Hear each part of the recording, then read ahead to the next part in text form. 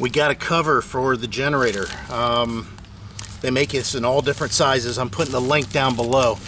You can take a look to see if you want to go with this, but I read the reviews. The reviews look really good, and I'm going to check to see how this thing fits. Oh, it's made of a pretty decent material. Oh, and that's just the cover for the cover. Go figure that out. That's kind of funny. Not sure what this part is. It looks like maybe it's a repair patch because it has an adhesive on it. We'll stick that back in the bag. It's from a company called Leader Accessories. Ooh, kind of nice. Got some flaps in it. Oh, it's got some breathable pockets to allow the whatever moisture might be in to get let loose. But as far as keeping this thing dry, it'll work. But as far as transporting it, what I would do is probably run, you know, a bungee cord all the way around this, the perimeter, just to keep it snug. Maybe I would do some sort of a ratchet strap. So this is a size medium, and how big it is on the Champion generator, there's just plenty of room. I mean, there's a ton of room. We'll get the job done. That's all that I care about. Well, guys, you can see I'm in the middle of a big project on the truck. Yeah, I want to get an engine oil cooler that I feel a little bit more safe with. You can see this big monster that used to be on the truck. This is factory, and again, like I said on my other channel, they have a tendency to fail. Basically, radiator fluid goes into this chamber, and oil goes in one side and comes out the other side, you know, through your oil filter, and it's supposed to cool it. But you know, things happen, leaks happen. So yeah, that's what I'm doing. I mean, it took me about an hour and a half just to mount that thing in there, but it is solid. Look, this one, see how much this moves? This is factory. I mean, that is a factory mount. This one, forget about it. The only way this is going to move, it moves the whole truck. Well, now I got it dirty. Oh well. Now, I need to get to the meat and potatoes of this video and what I'm talking about. And it has to do with the generator. The same thing. I can't believe how many questions and comments I have on something so simple, and how many misconceptions there are. And there's a lot of people that are getting very personal about it, and I'm not exactly sure why. It must be you have a bad experience that you're imposing or transferring onto my video in your comments. But there's other people that are just asking questions and giving their opinions. But I have one in particular that just really struck a nerve. Matter of fact, Heidi, let me just show you a little clip here of what you could have been in for, because she started into it, and I'll cut it off. So I've got something that just came FedEx for the generator, and we're going to go check that out real quick to see how well it works. I need to say a few things. Uh-oh, Heidi. There's been some comments about the generator and how rude we're going to be with our generator. Oh, really? I didn't see this. Yeah, with our neighbors. What neighbors? Well, when we have neighbors, because we're just gonna burn the generator all freaking day. Yeah, luckily I cut you off there, because after that, boy, she went on a rant you didn't want to hear about. So let's sit down and talk about this. So I had a lot of good comments, and a lot of praise, a lot of support, a lot of people that like what's going on, and I think a lot of it has to do with viewers that have been with us for a while and know what we're trying to shoot for here and what we're trying to do. So I'm going to first clear that up, and then we'll go into the comments. And I've already answered a lot of these, but I wanted to make sure that, you know, a lot of people don't read the comment section. And if they didn't comment, they don't expect, you know, to go down there and read or have a reason to read. So I thought maybe I would address this in a video, and hopefully this clears up for everyone. For everyone who just happened to stumble on the video because of the thumbnail or something, of me mounting this generator on the tongue of our RV. I can't believe I'm still talking about this. We are homeowners that are occasionally camping, and this year a lot less frequent than in past. And we are hoping within a few years here to sell everything that we have and go full-time RVing. As far as camping and what camping entails and full-time RVing entails, although you would think they were similar, there is definitely a different outlook and a different way to do things. It's not like you're just going to pack up, go do something for a week, maybe 2 weeks, and then come back home and then the RV sits. You're going to get into situations that require a little bit more permanent fixtures and ideas to get your job done as you're out on the road, full-time RVing. Now, Heidi and I went on a trip to Kentucky, Tennessee, the year before last. And then last year we went on a 2,900 mile trip through Florida. Both of those trips was in the heat of the summer. Both of those trips we did overnight parking. Now this is a part of full-time RVing that we were trying to simulate, even though we were just on a trip.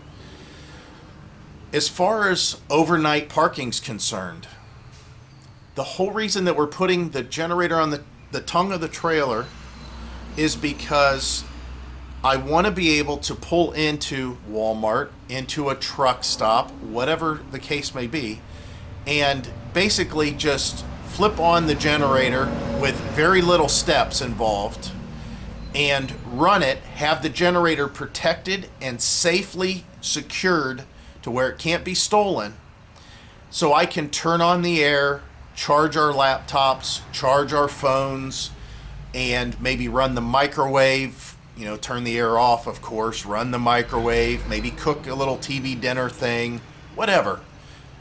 Just so we have power where there is no power in a very public area, like a parking lot, like Walmart, Cracker Barrel, Pilot Flying J truck stop, maybe a rest area, whatever. Again, these situations are stuff that happens frequently for people that are full-time RVers. Or, like in our case, when we're going on a trip, we may plan 2 days worth of travel and we don't want to pay for a campground just for the night. It's kind of an impromptu thing. It's kind of being spontaneous and enjoying it. So a lot of these comments that we're getting, I think has to do with people that just go camping. And there's nothing wrong with doing it the way that you guys are doing it, but camping is something entirely different.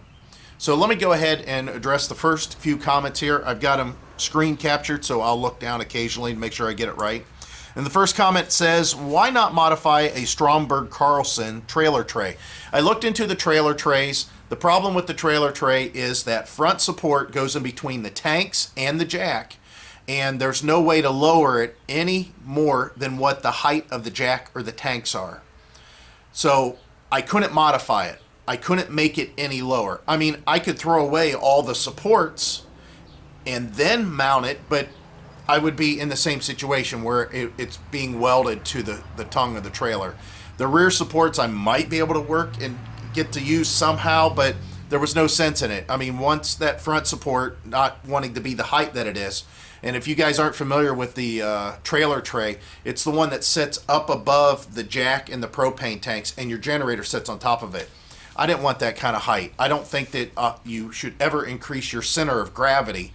And even though it's mounted securely, I mean, it's still a 110-pound item that's up, way up, and increases the center of gravity for towing. Although it's over the tongue, it's still not something that I wanted to do. Somebody or a couple people had commented about how the noise and the vibration is just too much for me to mount it on the tongue, and that's why they run it in the back of their truck or put it out somewhere. Again, our situation called for not opening up our truck. Our truck has a cap on it. I have a carpet in the bed, and as far as securing all the stuff that I have that I normally keep in the back of the truck, when we went on our trip to Florida, I didn't even bring the bicycles, and I still had a lot of stuff back there, and that's not even including the tools that we'll be carrying when we're full-time, and maybe a couple of other things. I mean, the back of the truck is going to be packed full of stuff because that's going to be kind of like our storage shed. Since our RV is so small, the storage that we have in there, we're going to have for mostly everyday livable stuff. For the most part, the truck, the enclosed cap, all that stuff is keeping everything secure and dry, and that's our storage shed. So I don't think that it'd be smart to run my generator in my storage shed with all my stuff. Even if I drop the tailgate and then I go to bed for the night, or I open the back of the truck, just the hatch window, the topper window, and then the two side windows for ventilation, the tailgate, there's just not enough room for that heat to get, dispersed. And it's just not a good idea. Not only that, but now all my stuff in the back of my truck is not secure. Again, I talked about this on a previous video, and I get a lot of people say, well, I just run it in the back of my truck. Well, obviously you don't have a cap, or if you have a cap, you have very little things in the back.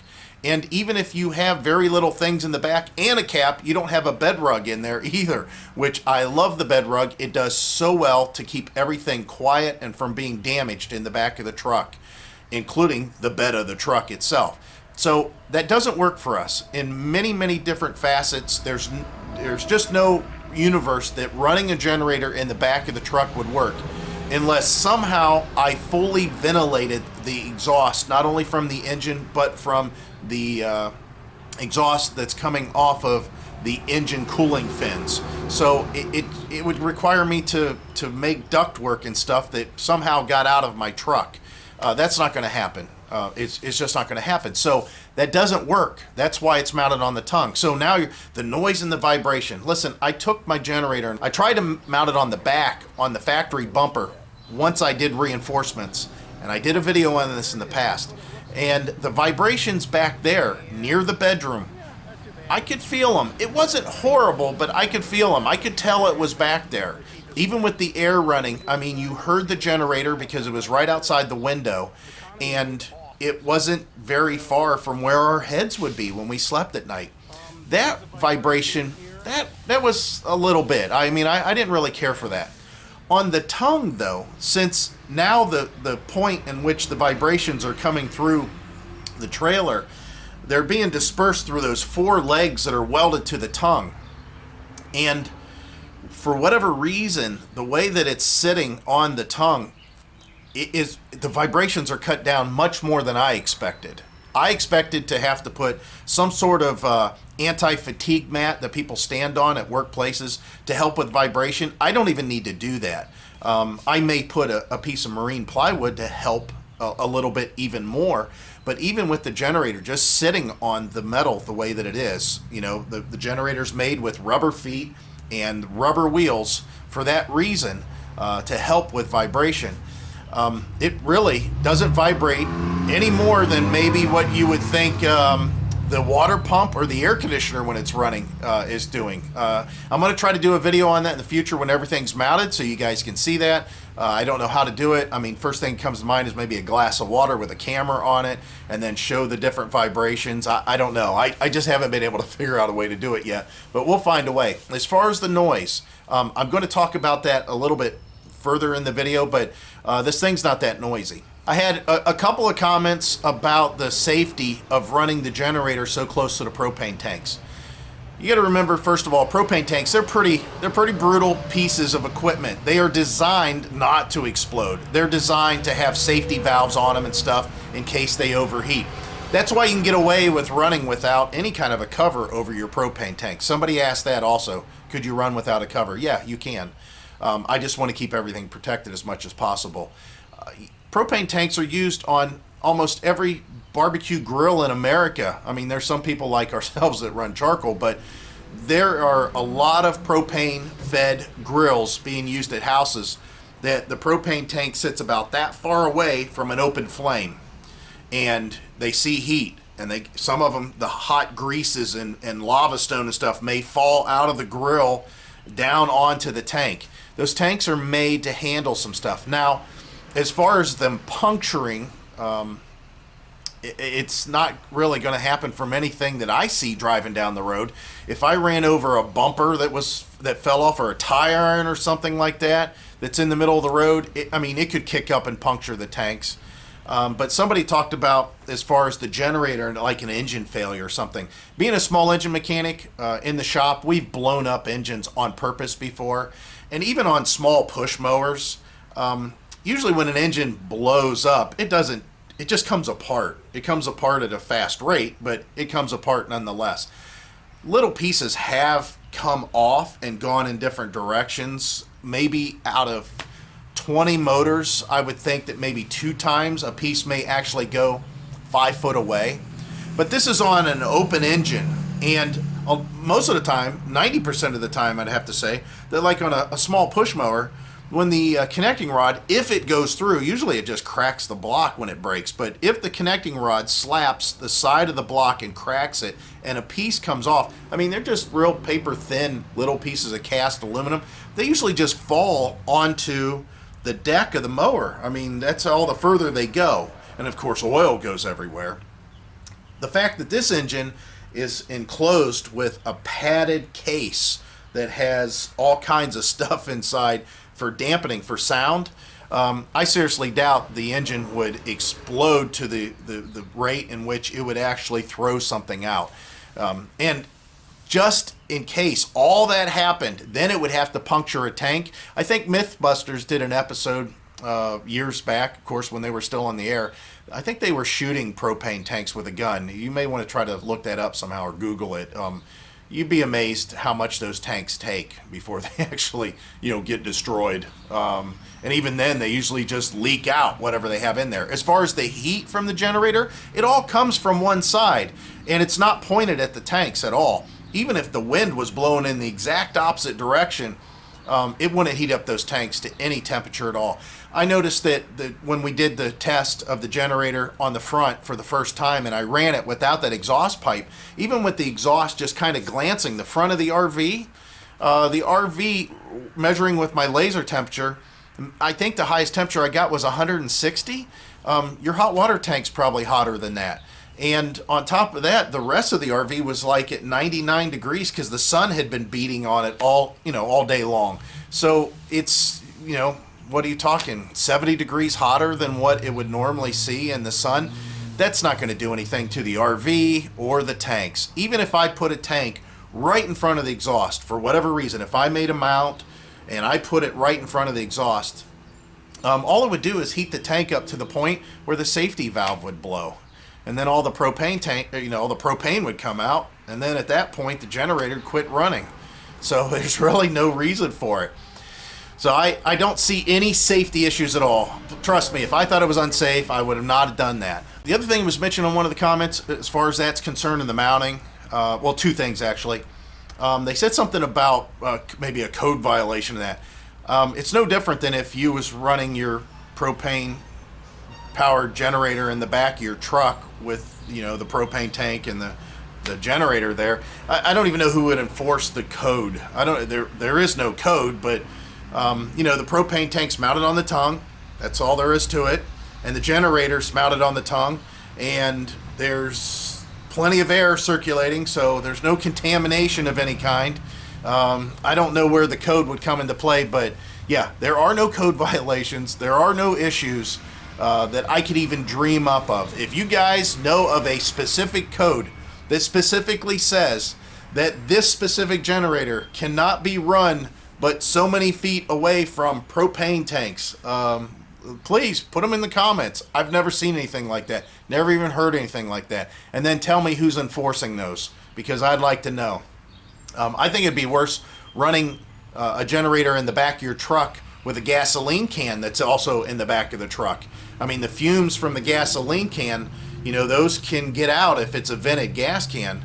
And even if it's not vented, the heat kind of expands stuff and will push fumes out of seals that are normally sealed whenever you're pouring the liquid. But whenever you get gas under pressure, it'll find a way eventually. That I say is more of a problem. But again, even that I don't think is enforceable in any way. So yeah, no code. One of the really good comments that I had, a gentleman said that he was telling me that I shouldn't run one of those automatic crossover boxes, automatic junction boxes, whatever you want to call it. What an automatic changeover box is something that is normally mounted from the factory on motorhomes that come with onboard generators.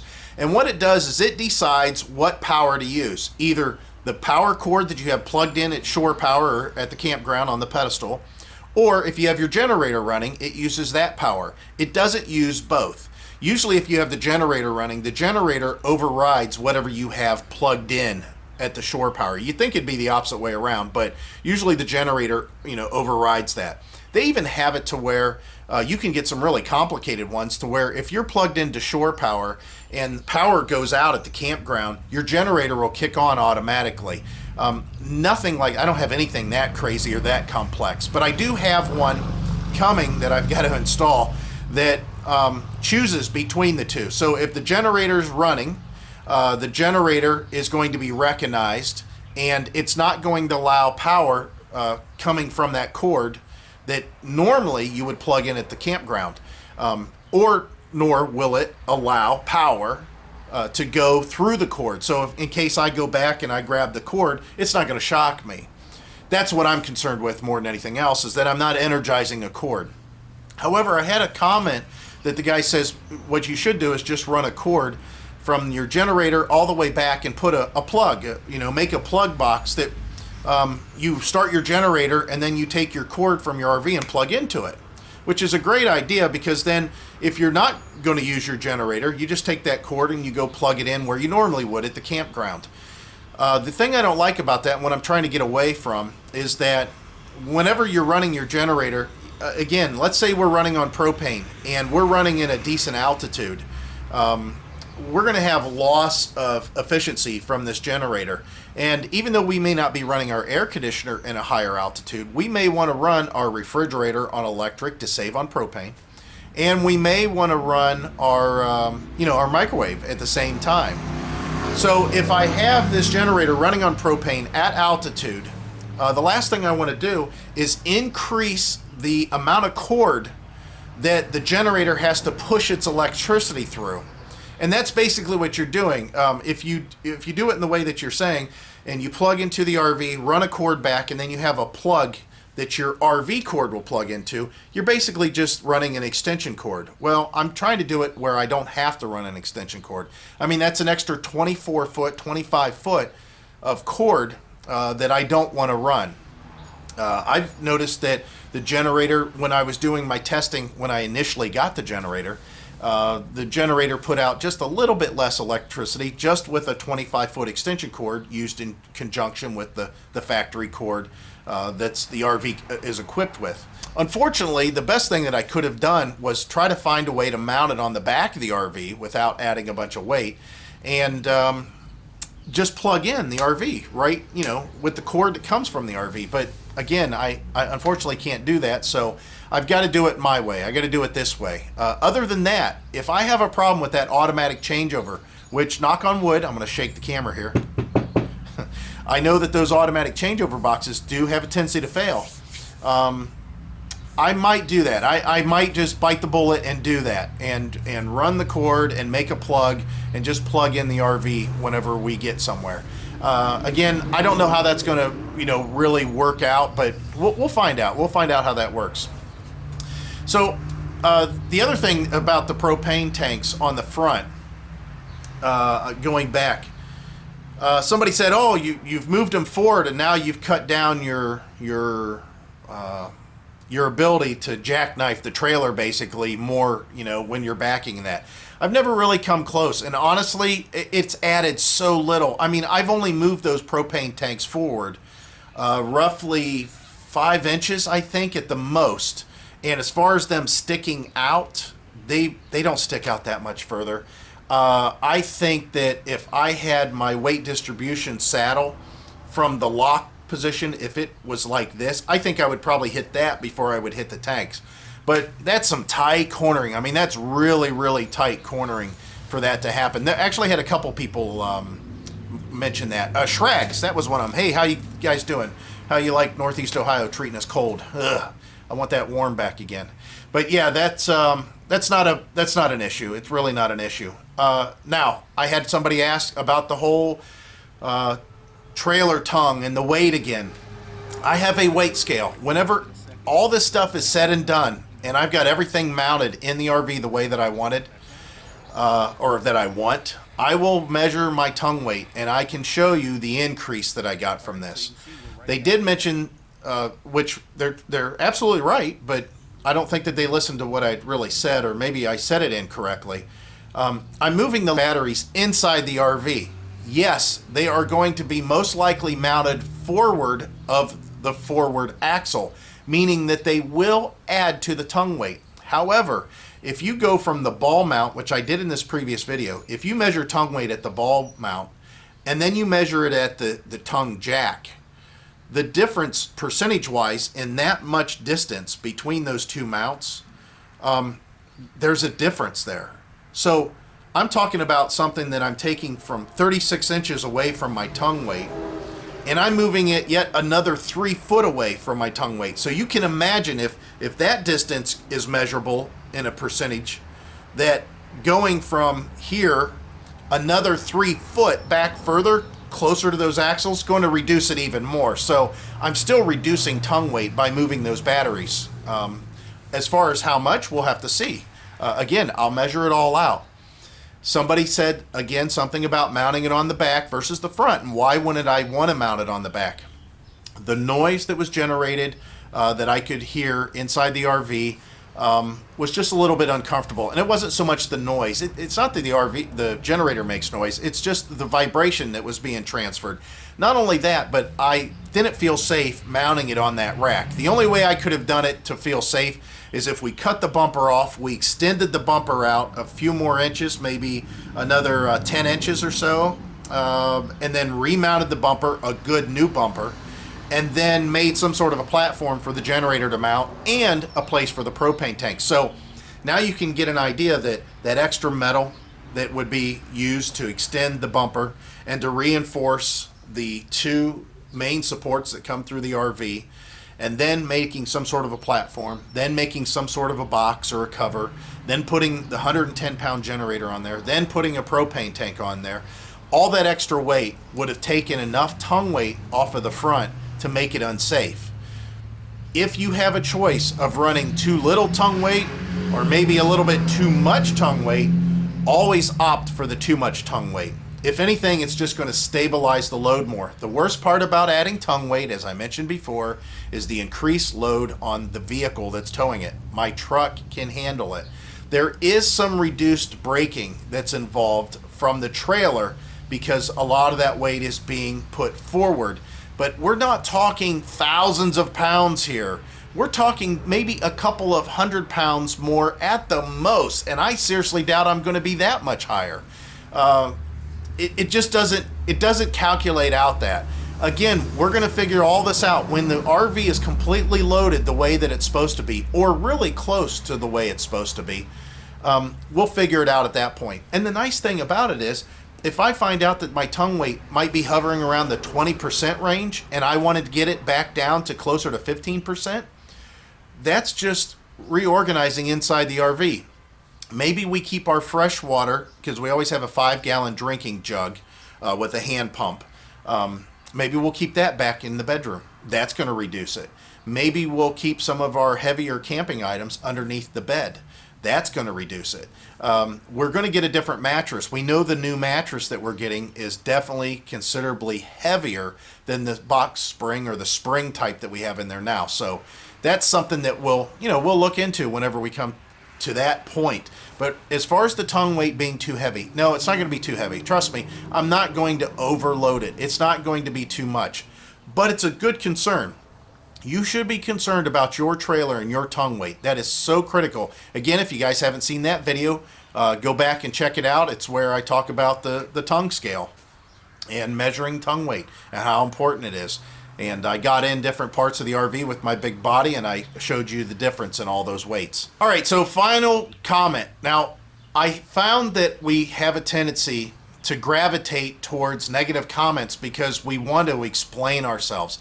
So everybody that leaves positive comments, I'm so sorry that you have to even hear this or deal with this, because we love hearing your comments, and we find ourselves, giving you thumbs up, smiley faces, loving your comments, that kind of a thing. Just because we're on the same page, and what we're saying you're hearing and understanding, where we're coming from, and what you're saying and complimenting or giving us good criticism or good ideas, we're understanding, and that's why we just kind of say, all right, okay, that's all that's needed to be said. I feel bad because it seems like our loyal viewers and the ones that have a tendency to watch us a lot, they see those those thumbs ups and those smiley faces and that, and think, boy, you know, you'd think that they'd want to talk to me more in the comments. And it's true. I would love to talk to you guys. Maybe we'll go through all the positive comments one day, but sometimes I think that makes us feel like we're just patting ourselves on the back, and that's just not the kind of people we are.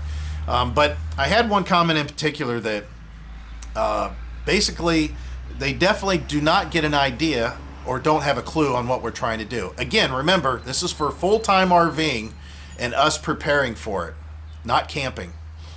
The comment started off this: I pity people camping on your exhaust side. And they're talking about the exhaust side of the RV.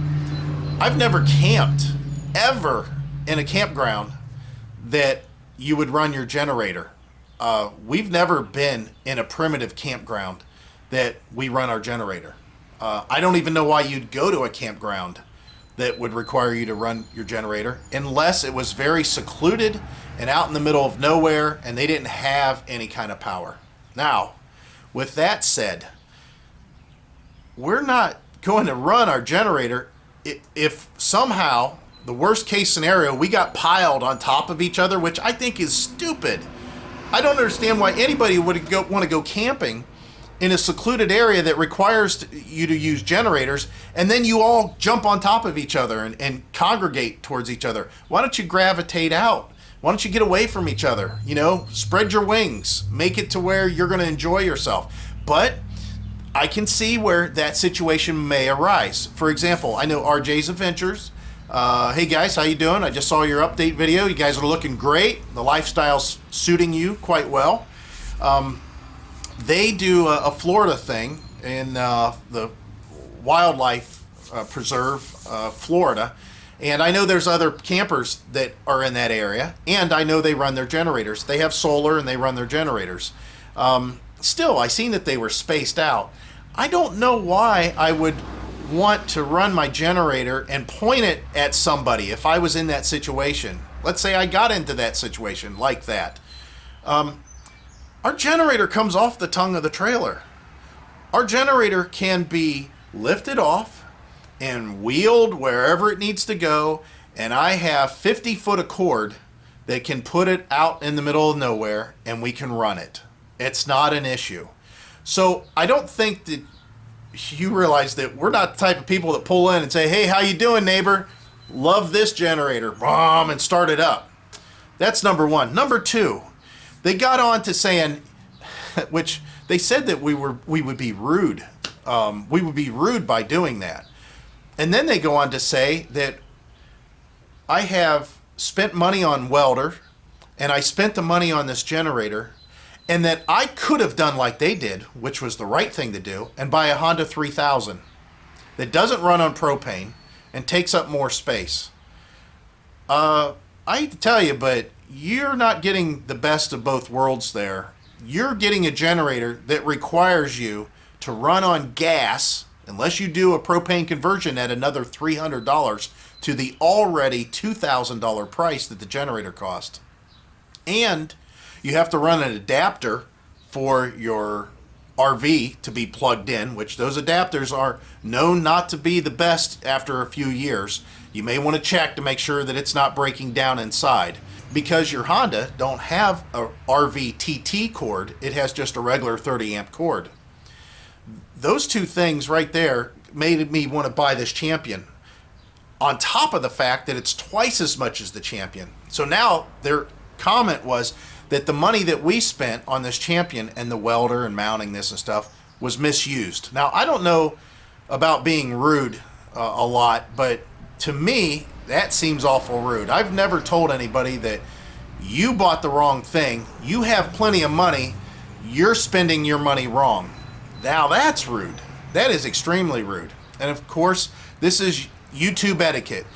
People don't realize that they're not face to face with me saying this. If you guys feel like you want to come and talk to me in a manner face to face, come on. You know where I live. Just look at all the videos. You can figure it out. Come on down. We'll talk about it. But as far as the rudeness and the running the generator, I would never pull in next to somebody and fire up my generator. Now, if we were in a truck stop, who cares? All these trucks are running their engines around you anyways. I couldn't even hear the generator running if I wanted to at this point. Those trucks are so loud. As far as Walmart, it's not loud. That's the other thing. Your Honda is so quiet. It is. It's the quietest generator that you can buy on the market. It's not silent. It runs about 58 decibel. Guess what? This one runs at about 61 decibel. Holy cow, so glad that you paid an extra $1,000 for those couple decibel difference. So just to say, I'm a couple decibel louder doesn't even necessarily mean that to the human ear, it's definitely louder.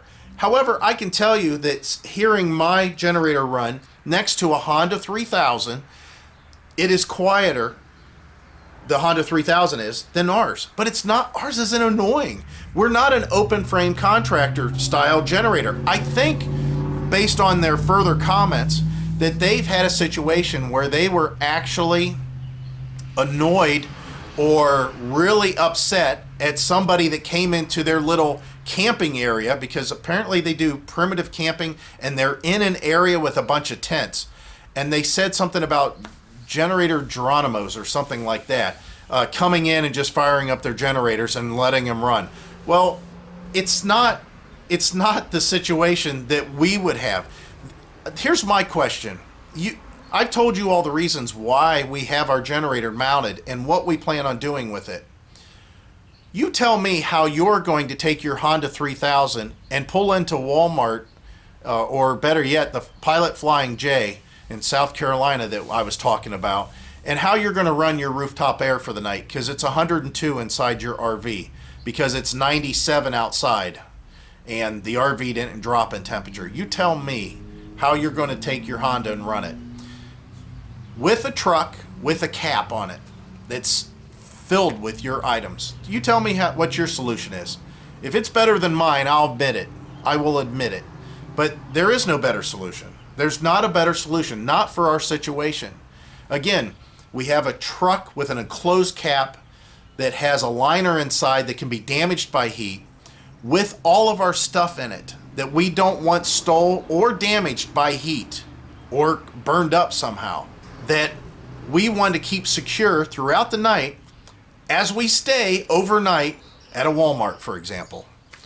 I don't think that you have a solution, because you're saying, I take my generator and stretch it out and go roll it out and chain it to a tree and whatever. I don't even know what you're doing with it, but that's camping. That's not full-time RVing. That's not over the road. That's not overnight staying. And the Honda 3000 is a great generator. But the fact that I want to run on propane, that would have cost me, in addition to the $2,000 to buy the generator in the first place, that would also cost me another $300 to do that propane conversion. If not, I got to run on gas. Last thing I want to do is carry around gas. Like I said, I'll carry around an empty gas can, and if I feel as if I'm running my generator a long time, or I know I'm going to be running it throughout the day, I will run on gas because it's cheaper. However, it doesn't run as long. You need to run the propane to get you all through the night. So I'm really unsure how these people were telling us that we were going to be rude because we're running our generator and it's going to be blowing exhaust all over everybody and all the noise that's going to be generated and so on and so on. And then they went on to say that we're spending our money wrong. Man, did this turn out to be a rant, because it just struck a nerve. And I'm telling you, Heidi, she was livid. If I would put what she would have said on there, you guys would have tuned out. All you guys that don't like to hear cursing. So that's our reason. That's our solution. That's what we're doing. Hopefully I've answered all these concerns and questions. Some of them legit, some of them just way off topic. Again, this is for full-time RVing. We're preparing this RV so we can do the things that we want to do out on the road with very limited effort on our part. You know, it's tough enough when you go out full-time RVing or you're traveling in your RV. It's tough enough just to be able to do that in the first place. And to add stuff to cause problems, such as what I just told you about, getting your generator out and pulling it around and hooking it up and plugging you in and securing it with your chains and everything and doing all that stuff every single time you stop after you've been driving for 6 hours or 7 hours for the day. you know, it's just something I don't feel like doing. I think that we've come up with a good solution, and most of our subscribers agree. So that's it, guys. The rant's over. This is all done. I hope that this isn't too boring. I hope this has covered everything that you need to see and hear. I've got to do some more work. I got to go through all those parts that I got from Amazon today. I've got my AGM batteries coming in a couple days, and I might start actually doing that. Unfortunately, what I need to do is run the cord from the front of the RV back underneath to the back and drill a hole in the floor and start that whole process. But it rained and everything's soaking wet, and I don't feel like getting wet. So let's see if we can get this video up. And as always, guys, I hope to see you out there. Bye.